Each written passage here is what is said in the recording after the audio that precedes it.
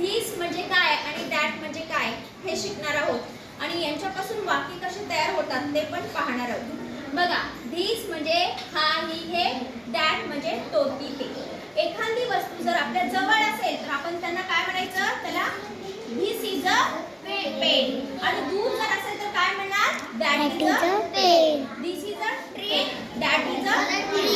This is a bird, that is a bird. आलं लक्षात? जर जवळ असेल तर धिस म्हणायचं आणि दूर असेल तर दॅट म्हणायचं। बघा इकडे इकडे काही वाक्य दिलेले आहेत आपण। This is a door.